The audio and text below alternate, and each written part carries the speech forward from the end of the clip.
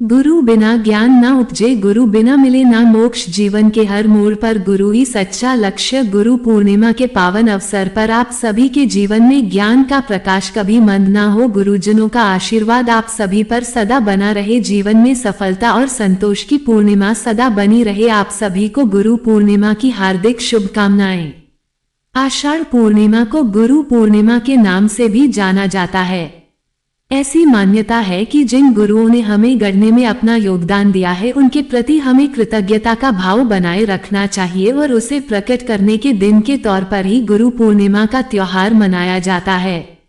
वैसे तो प्रत्येक दिन ही अपने गुरुजनों का सम्मान करना चाहिए, उनकी आज्ञा का पालन करना चाहिए, लेकिन गुरु पूर्णिमा के दिन किए गए सम्मान, स्नान, दान और उपवास आदि के कार्य बहुत ही शुभ फलदायी माने गए हैं। मान्यता है कि गुरु पूर्णिमा के दिन गुरुओं का आदर सम्मान करने से जीवन में सकारात्मकता आती है और जीवन में जो भी बाधाएं होती हैं, वह दूर होती हैं। इस दिन गुरु मंत्र लेने की भी परंपरा है।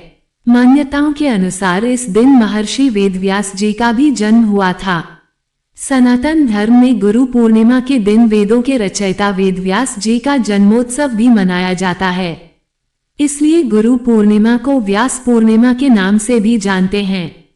महर्षि वेदव्यास जी को जगत का प्रथम गुरु माना जाता है।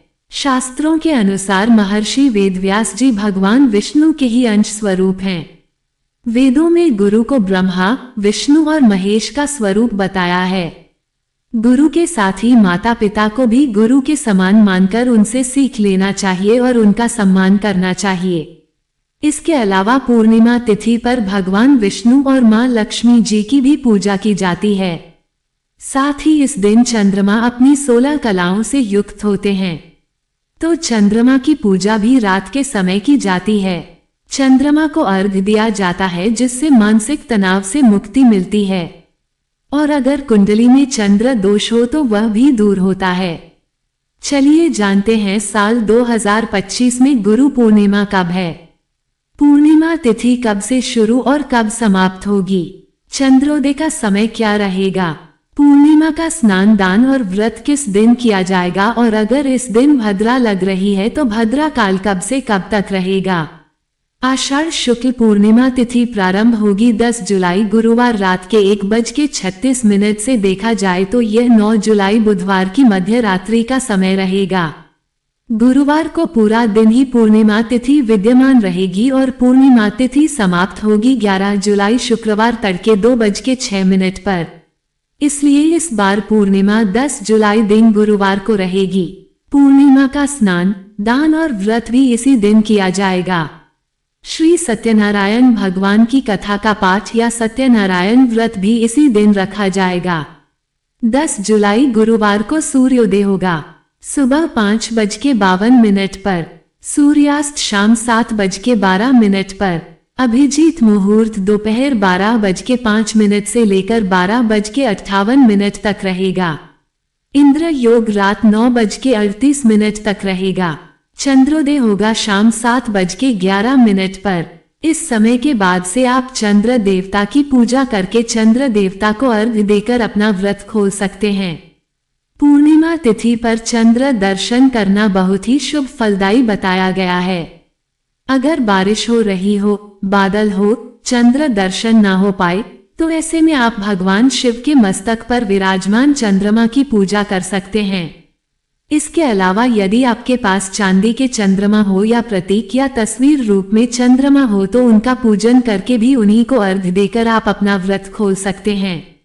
अब जानते हैं पूजा के शुभ मुहूर्त के बारे में। तो इस दिन प्रातः काल पूजा मुहूर्त रहेगा सुबह 4:30 बजे से 5:31 तक।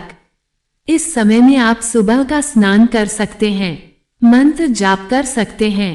इसके अलावा शाम की पूजा का शुभ मुहूर्त शाम 7:22 से 8:23 तक रहेगा।